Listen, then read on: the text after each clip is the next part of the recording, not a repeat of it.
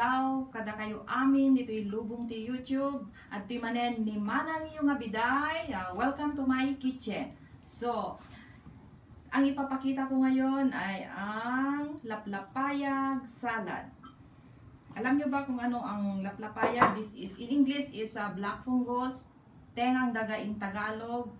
Pero kada kami nga Ilocano, paborito mi detoy ijay Pilipinas. Ayan.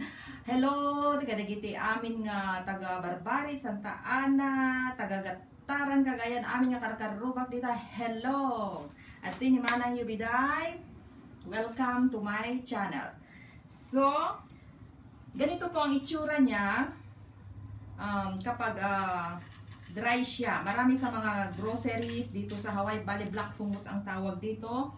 Sa Pilipinas, maraming fresh doon. Pupunta ka lang sa bundok.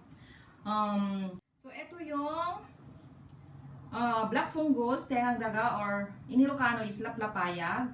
So, I soak it for 30 minutes, then I boil it for 5 minutes. So, heto na siya.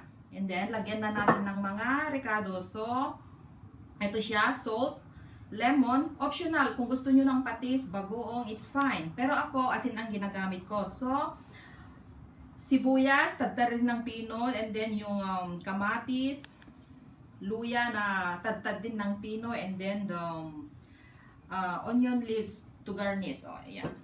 So, ilagay na natin yung sibuyas. Ayan, ang sarap ng sibuyas. Pero kung yung mga ayaw sa sibuyas, pwede rin yung hindi lagyan. Yung ayaw ng luya, pwede rin hindi nyo lagyan. Pero itong kamatis, I'm sure everybody like this. Ayan. Tapos, lagyan natin ng lemon. Ayun, tapos lagyan natin ng asin.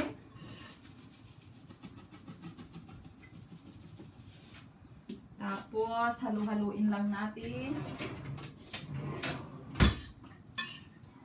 Ayan. Kung matabang, it's up to you kung gusto nyo ng medyo maalat, matabang, or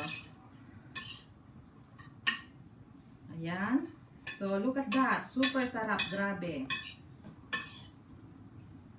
Ayan, tapos i-garnish natin ng green onion para, ayan, para decorative siya. Very presentable siya. Ayan, wow. And then, tikman natin.